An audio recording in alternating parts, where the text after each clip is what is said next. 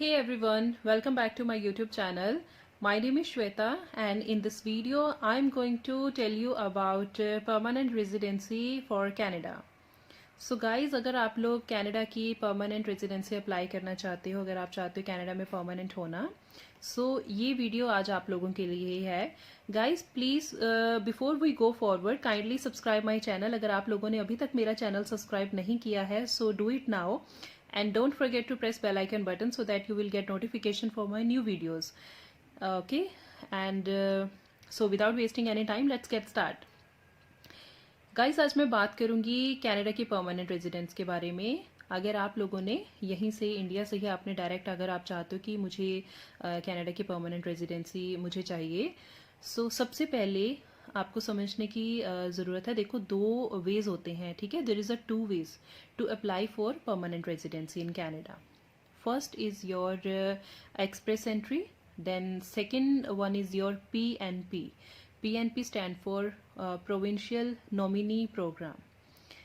And first of all, I'll talk about what is Express Entry. What is Canada Express Entry? अगर आप चाहते हो कि आपने एक्सप्रेस एंट्री के अंडर अपनी फाइल आपने लगानी है तो आपको उसको समझने की ज़रूरत है. गाइस, कनाडा एक्सप्रेस एंट्री एक पॉइंट बेस्ड सिस्टम होता है, टोटली पॉइंट बेस्ड सिस्टम, ठीक है. इसमें क्या होता है कि जो ये पॉइंट बेस्ड है ये कैलकुलेट कैसे होते हैं. ये कैलकुलेट होते हैं आपका your age, your education, your work experience, your marital status end of course your IELTS score, right. तो जब आप गूगल पे सर्च करते हो वहाँ पे CRS calculator for Canada express entry, तो आपको वहाँ पे अपनी इन्फॉर्मेशन अपनी मेंशन करनी होती है. आपकी एज क्या है, आपका वर्क एक्सपीरियंस क्या है, ठीक है, आपका IELTS का स्कोर क्या है. जितना अच्छा आपका IELTS का स्कोर होगा वो भी आपके लिए ही बेनिफिट है.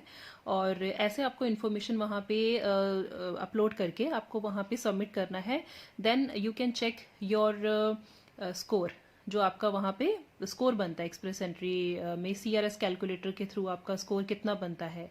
If you have good score to cross the cut off express entry, ठीक है, then you are able to meet the eligibility criteria for express entry. तब आप एलिजिबल हो, you can apply the PR. Express entry के through अपनी file आप apply कर सकते हो. अगर आपको लगता है आपका पॉइंट सिस्टम कम है, ठीक है, आप एलिजिबल नहीं हो कनाडा में एक्सप्रेस एंट्री के थ्रू अपनी फाइल को प्रोफाइल को करने के लिए, देन उसके लिए एक सेकंड ऑप्शन भी हमारे पास होता है, ठीक है. ये हो गया टोटली पॉइंट बेस्ड सिस्टम जो कैलकुलेट होता है आपका एज, आपकी एजुकेशन. देखो गाइज, अगर आपका स्कोर है IELTS में, इसमें मैंडेटरी होता है कि आपका लिसनिंग में 8 स्कोर वो चाहते हैं और आपके बाकी तीनों मॉड्यूल्स में वो चाहते हैं कि 7 ईच स्कोर हो. तो 8777 अगर स्कोर है आपका तो दैट्स गुड इनफ, राइट. अब डिपेंड करता है कि कनाडा की जो कट ऑफ है, एक्सप्रेस एंट्री की कट ऑफ है, वो कितनी है, ठीक है. फॉर एग्जाम्पल, आपको मैं एग्जाम्पल देती हूँ. आपका जो स्कोर सिस्टम आपने चेक किया है, CRS कैलकुलेटर जो आपका है वो आपका स्कोर बनता है 450. अब कनाडा की जो कट ऑफ आई है, ठीक है, मान लो फॉर एग्जांपल जो कनाडा की कट ऑफ है वो है 452, ठीक है. आपका स्कोर है 450, means you are able to apply, मतलब आप एलिजिबल हो अप्लाई करने के लिए क्योंकि आपका स्कोर काफ़ी अच्छा है, ठीक है.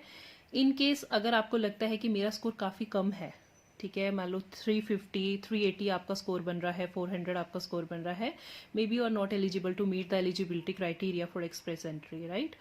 सो ये कुछ चीज़ें होती हैं गाइस, जैसे कि आपने सबसे पहले आपकी एज होती है जो इसमें, ठीक है. एज के आपको फुल पॉइंट मिलते हैं अगर आपकी एज जो है वो 20 से 29 के बीच में है. अगर आपकी 20 से 29 साल के बीच में एज है तो आपको एज के 110 से आपको 100 पॉइंट्स फुल मार्क्स मिलते हैं. जैसे जैसे आपकी एज बढ़ती है, मतलब आप 30s में आते हो, ठीक है, वैसे वैसे आपके एज में से भी 5 जो पॉइंट्स हैं वो लेस होते रहते हैं. अगर आप देखो 29 के बाद 30 में आपका क्या होगा, वो 110 से पॉइंट्स थे तो आपके अब 105 से पॉइंट होंगे जो 95 कैलकुलेट होंगे. फिर आपके 31 एज में क्या होगा, 95 से होंगे. फिर आपका ऐसे ही आप 32 में हो तो आपके 90 पॉइंट्स कैलकुलेट होंगे, तो आपके 5 पॉइंट्स वो लेस होते रहेंगे. नेक्स्ट होता है आपका वर्क एक्सपीरियंस. अगर आपका 1 ईयर एक्सपीरियंस है, आपका 3 ईयर्स है, 5 ईयर्स है, मैक्सिमम 5 ईयर्स हो, बहुत अच्छा है. 5 ईयर्स से आपका ज़्यादा मतलब एक्सपीरियंस हो तो वो काफ़ी अच्छा माना जाता है. तो उतने ही आपको एडिशनल पॉइंट्स इसमें मिलते हैं। मिनिमम 15 से मैक्सिमम 30 पॉइंट्स आप मतलब ले सकते हो इसमें अपनी एजुकेशन से रिलेटेड पॉइंट्स में। और डिपेंड करता है आपकी ग्रेजुएशन है या आपने मास्टर्स की हुई हैं, तो वो भी आपके लिए बहुत अच्छा है, क्योंकि मास्टर्स में भी इसके एडिशनल आपको 30 पॉइंट्स भी मिल जाते हैं। उसके बाद गाइज आता है, अगर आपने कुछ एडिशनली आपको अगर फ्रेंच लैंग्वेज आती है, तो इसमें भी ऑप्शन होता है एक्सप्रेस एंट्री में जब आप फाइल लगाते हो। इसमें क्या होता है, अगर आपको फ्रेंच लैंग्वेज आपने सीखी हुई है, आपकी बेसिक से एडवांस लेवल है, तो 15 से 30 पॉइंट्स भी आपको वो मिल सकते हैं। तो ये आपके लिए ही प्लस पॉइंट है, क्योंकि इससे आपके ही पॉइंट सिस्टम में जो है पॉइंट आपके इंक्रीज होंगे। अगर नेक्स्ट आता है गाइज आपका आइल्स का स्कोर, तो आइल्स स्कोर में भी आपका सेम एज इट इज, ठीक है। इन केस अगर आप इंडिया से डायरेक्ट परमानेंट अप्लाई कर रहे हो रेजिडेंस, अगर आपके कनाडा में ऑलरेडी कोई आपका ब्लड रिलेटिव, कोई आपका ब्लड रिलेशन में ऐसा है जो वहाँ पे कनाडा का सिटीजनशिप है, जो वहाँ पे परमानेंट रेजिडेंस है, तो अगर वो है वहाँ पे, तो उसके भी आपको गाइस 15 पॉइंट्स एडिशनल मिलते हैं, ठीक है। सो ये कुछ पॉइंट्स होते हैं जब आप कनाडा एक्सप्रेस एंट्री में अपनी सीआरएस कैलकुलेट करते हो। तो ये होता है पॉइंट बेस्ड सिस्टम, ठीक है गाइज। अब इसके बाद क्या होता है, देखो हर किसी सिस्टम में, अब आप कनाडा में एक्सप्रेस एंट्री के थ्रू फाइल लगा रहे हो, तो हर किसी का देखो प्रोज एंड कॉन्स जरूर होता है। अगर मैं इसकी देखो एडवांटेजेस की बात करूं एक्सप्रेस एंट्री की, तो ऑब्वियसली देखो मिनिमम टाइम लगता है इसमें, it will take minimum 6 months. ये 6 मंथ्स का प्रोसेसिंग टाइम है ऑलमोस्ट। और इसमें क्या होता है कि एक तो आपका कम टाइम है, एक ऑब्वियसली देखो आपको this is the easiest and you can say this is the fastest and the easiest pathway to get Canada PR. Obviously Canada की पीआर, ठीक है ना, आसानी से और बहुत अच्छे से, बहुत जल्दी से आपको जो पीआर है वो इजी पाथवे कह सकते हो आप इसको। बट अगर मैं इसकी डिसएडवांटेजेस की बात करूं गाइस, तो ऑब्वियसली कई बार क्या हो जाता है, हम लोगों के लिए एक बहुत चैलेंजिंग हो जाता है 8777 स्कोर करना। सो ये कहीं ना कहीं लोगों को थोड़ा हो जाता है चैलेंज कि मुझे 777 स्कोर नहीं हो रहा है, तो उससे थोड़ा सा पॉइंट्स आपके इंक्रीज नहीं होते हैं। सो ये कुछ मैं आपको डिसएडवांटेजेस इसकी बोलूंगी। अगर मैं बात करूं गाइज, अगर आपका स्कोर कम बन रहा है, तो देखो don't worry, there is a second option, ठीक है। आप अपनी फाइल को पीएनपी में भी अप्लाई कर सकते हो। पीएनपी गाइज का नाम से पता चल रहा है, प्रोविंशियल नॉमिनी प्रोग्राम, ठीक है। देखो कनाडा में सबसे पहले तो आपको समझना है कि जो प्रोविंसेस होती हैं, जैसे हमारे यहाँ पे स्टेट्स हम बात कर देते हैं, वैसे वहाँ की स्टेट्स को आप प्रोविंस वगैरह के बोल देते हैं। कनाडा में टोटल 10 प्रोविंसेस होती हैं, ठीक है। तो जो 10 प्रोविंसेस हैं वो कौन सी हैं? First is your Alberta, second one is your British Columbia, third one is your Manitoba, fourth one is new Brunswick, fifth one is new फाउंडलैंड, and six one is Nova Scotia, and seventh one is Ontario, eighth one is Prince Edward Island, ninth is Quebec and 10th is your Saskatchewan, ठीक है। ये 10 provinces होती हैं हमारी Canada की, और 3 वहाँ पे टेरिटरीज होती हैं। सो ये गाइस जो ये 10 प्रोविंसेस हैं, हर किसी प्रोविंस का अपना एक प्रोग्राम होता है, ठीक है। जब आप देखो पीएनपी में फाइल कब लगाते हो, अगर आपका पॉइंट जो है वो जो सिस्टम है वो कम बन रहा है, आपका जो स्कोर है वो कम बन रहा है। अब फॉर एग्जांपल आपका स्कोर जो है वो 350 के अराउंड बन रहा है, ठीक है। एक तो आपको देखो एबल नहीं हो आप एक्सप्रेस एंट्री में फाइल लगाने के, स्कोर भी कम है आपका, ठीक है। अब हम पीएनपी में क्यों लगाते हैं? क्योंकि एक नॉमिनी प्रोग्राम है गाइस। जब आप पीएनपी में अपनी फाइल अपनी लगाते हो, तो कनाडा की जो एक पर्टिकुलर जो प्रोविंस है, अगर वहाँ का आप एक क्राइटेरिया फुलफिल कर रहे हो, if you fulfil the criteria of that particular province, then you are able, ठीक है। आप पीआर लेने के लिए पीएनपी के थ्रू तो आप एबल होते हो, ठीक है। जब आप पीएनपी में फाइल लगाते हो अपनी, तो कनाडा की अगर कोई पर्टिकुलर प्रोविंस आपको क्या करती है कि हाँ ये हमें पर्सन की रिक्वायरमेंट है, मतलब उनको आपकी स्किल, आपकी एजुकेशन, आपका वर्क एक्सपीरियंस से रिलेटेड आपका क्राइटेरिया फुलफिल लगता है कि हमारे लिए ये बिल्कुल ठीक है प्रोफाइल, तो वो आपको एक सिलेक्ट कर लेते हैं। फिर आपको वो आईटीए मतलब इनविटेशन टू अप्लाई वो आपको भेजते हैं कि आप नाउ यू कैन अप्लाई, ठीक है, आप अप्लाई कर सकते हो। सो काफ़ी अच्छा ये भी सिस्टम रहेगा कि अगर आपको डायरेक्ट आपको कोई प्रोविंस आपको नॉमिनेट कर रही है गाइस, सो आपके लिए अच्छा है।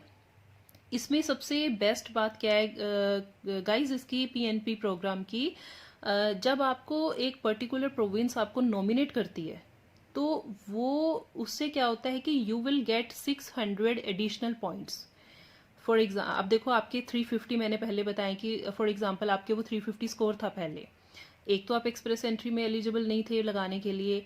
नाउ आपने क्या किया, आपने पीएनपी में अपनी फाइल लगाई, आपको वहां पे किसी प्रोविंस ने आपको नॉमिनेट किया है, इनविटेशन दिया अप्लाई करने के लिए, उसके अलग से आपको 600 पॉइंट्स मिल गए हैं, मतलब 600 वो पॉइंट्स, 350 आपके ऑलरेडी थे, टोटल आपके 950 आउट ऑफ 1200 जो हम करते हैं टोटल में से 950 आप खुद लगा लीजिए कितना अच्छा स्कोर है आपका। देन ऑब्वियसली ये आपका इजीएस्ट पाथवे है कनाडा की पीआर भी लेने के लिए। अब इसमें भी देखो, अगर मैं एडवांटेजेस की बात करूं और डिसएडवांटेजेस की, प्रोज एंड कॉन्स जो इसके होंगे, अगर मैं देखो एडवांटेजेस की बात करूं पीएनपी प्रोग्राम के, तो ऑब्वियसली एक तो ये इजीएस्ट पाथवे है कनाडा की पीआर लेने के लिए। सेकंड वन मैं ये बताऊंगी कि गाइस कि ये उन लोगों के लिए है those who are not able to meet the eligibility criteria for express entry. जो लोग उसमें एबल नहीं होते अप्लाई करने के लिए, ऑब्वियसली उनके लिए भी बहुत अच्छी बात है पीएनपी में। सो ये कुछ एडवांटेजेस हैं, ठीक है। अगर मैं बात करूं गाइज इसकी डिसएडवांटेजेस की, तो ये थोड़ा लंबा प्रोसेस चला जाता है। जैसे एक्सप्रेस एंट्री में मिनिमम मैंने बताया आपको, देखो 6 मंथ्स का ऑलमोस्ट इतना ही टाइम लगता है, बट पीएनपी में guys you have to wait for a longer time. Means कई बार क्या होता है कि 15 से 19 मंथ्स भी लग जाते हैं, ठीक है, 15 से काफी ज्यादा टाइम भी लग जाता है। तो इसमें थोड़ा सा ये एक चीज रहती है। और इसमें क्या होता है कि थोड़ा इसका ना प्रोसेसिंग फीस जो होती है पीएनपी की वो थोड़ा हायर होती है। सो एक डिसएडवांटेज है इसकी। एंड बाकी पीएनपी अगर आपको लगता है कि आपका स्कोर काफ़ी अच्छा है तो आप बना सकते हो, आप अपनी एक्सप्रेस एंट्री में फाइल अपनी लगा सकते हो। अगर आपको लगता है आपका स्कोर थोड़ा कम है तो गाइज आप पीएनपी में अपनी फाइल अप्लाई कर सकते हो। ये दोनों ऑप्शन आपके पास हैं, ठीक है। वो आपको अपने एजेंट से बात करनी पड़ेगी।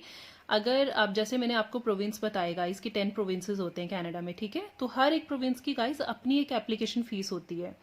अगर if I talk about first Alberta nominee programme, so Alberta AINP programme जो है वहां पे there is no application fees, 0 application fees होती है अप्लाई करने की। और उसके बाद मैं बात करूंगी कि ब्रिटिश कोलंबिया PNP MPNP, ठीक है, sorry BCPNP, British Columbia provincial nominee programme, तो उसकी guys I guess 1150 Canadian dollars उसकी कुछ होती है फीस जो है, एप्लीकेशन फीस, वो आप कन्वर्ट कर लीजिए कि इंडियन रुपीस में जो भी आज का डॉलर रेट चल रहा है उसके अकॉर्डिंग ही आप उसको एस्टिमेट करके आप अपना आइडिया लगा सकते हैं कि कितनी इंडियन रुपीस में वो कितनी बनेगी, ठीक है। उसके बाद आती है गाइज हमारा Manitoba MPNP, means Manitoba provincial nominee programme. उसकी जो एप्लीकेशन फीस होती है गाइज वो होती है $500 कैनेडियन डॉलर्स, ठीक है। देन हमारा न्यू ब्रंसविक होता है और न्यू फाउंडलैंड, दोनों की 250 होता है डॉलर्स कैनेडियन डॉलर्स। और फिर होता है हमारा नोवा स्कोशिया, उसमें भी गाइस सेम कि आपकी कोई एप्लीकेशन फीस नहीं होती, 0 एप्लीकेशन फीस होती है नोवा स्कोशिया की। देन सस्कैचुअन में आई गेस 250 कैनेडियन डॉलर्स है एप्लीकेशन फीस, और ओंटारियो में थोड़ा 1500 से 2000 डॉलर्स चला जाता है। और प्रिंस एडवर्ड आइलैंड में भी आई गेस 350, आई गेस 250 या 350, वो थोड़ा चेक कर लेना है, डॉलर्स का है। और एक यूकोन वहाँ की टेरिटरी है, वहाँ पे भी there is no application fees, 0 application fees होती है। सो ये गाइस टोटली आपके ऊपर डिपेंड करता है। सबसे पहले आपका जो है स्कोर क्या है। अगर आपका स्कोर काफ़ी अच्छा है, क्रॉस कर रहा है कट ऑफ से, देन आप अपनी फाइल एक्सप्रेस एंट्री में लगाइए। आपका एक अच्छा वर्क एक्सपीरियंस होना चाहिए, आपकी कॉन्टिन्यूटी में स्टेबिलिटी एक जॉब में रहनी चाहिए, ठीक है। क्योंकि पीआर के टाइम पे ऑब्वियसली फिजिकल वेरिफिकेशन होती है काफ़ी, एक आपको डॉक्यूमेंट्स के लिए भी आपको अपने एजुकेशन जो हैं डॉक्यूमेंट्स वो असेस करवाने पड़ते हैं। और कुछ ये चीज़ों का काफ़ी ध्यान रखना होता है आपने। अगर आपको लगता है कि पॉइंट सिस्टम नहीं बन रहा है, कम बन रहे हैं points, then you are able to apply in PNP programme, ठीक है। आप पीएनपी में भी अपनी फाइल लगा सकते हो। सो ये 2 प्रोसेस हैं जो आपको मैंने बताया। और अगर एक्सप्रेस जो एंट्री होती है गाइस, उसमें एक्सप्रेस एंट्री में क्या होता है, जो फेडरल जो इसकी प्रोसेसिंग फीस होती है, ठीक है, तो वो फेडरल प्रोसेसिंग फीस क्या होती है, आई गेस 1325 कैनेडियन डॉलर होती हैं फेडरल एक्सप्रेस एंट्री की जो प्रोसेसिंग फीस है। और अगर कपल्स हैं तो दोनों की अलग अलग, मतलब 1325 ईच। और जो उसका डिपेंडेंट अगर चाइल्ड है आपका तो उसके 225 कैनेडियन डॉलर होती है डिपेंडेंट चाइल्ड की। और बायोमेट्रिक फीस $85 होती है, $85। और अगर कपल्स हैं, दो हैं, तो वो 170 के अराउंड आपकी 170 कैनेडियन डॉलर्स के अराउंड आपकी बायोमेट्रिक फीस होती है। ऑब्वियसली आपका फिर मेडिकल एग्जामिनेशन एंड ऑल जो भी है मैंडेटरी होता है। तो ये कुछ पॉइंट्स हैं गाइज। होप आपको ये वीडियो बहुत अच्छी लगी हो। और अगर आपको इन्फॉर्मेशन और ज़्यादा चाहिए, आपको डीपली अंडरस्टैंड करने की ज़रूरत है कि कुछ एक्सप्रेस एंट्री या पीएनपी प्रोग्राम से रिलेटेड कुछ और ज़्यादा जानकारी की आपको ज़रूरत है, तो प्लीज़ मुझे मैसेज कीजिए मेरे कमेंट बॉक्स में, सो दैट मैं आपको हेल्प कर सकूं और ज़्यादा अच्छे से एक्सप्लेन करने की कि आपका कोई भी क्वेरी है। और प्लीज़ मेरा चैनल को सब्सक्राइब कीजिए, लाइक कीजिए। और thank you so much guys.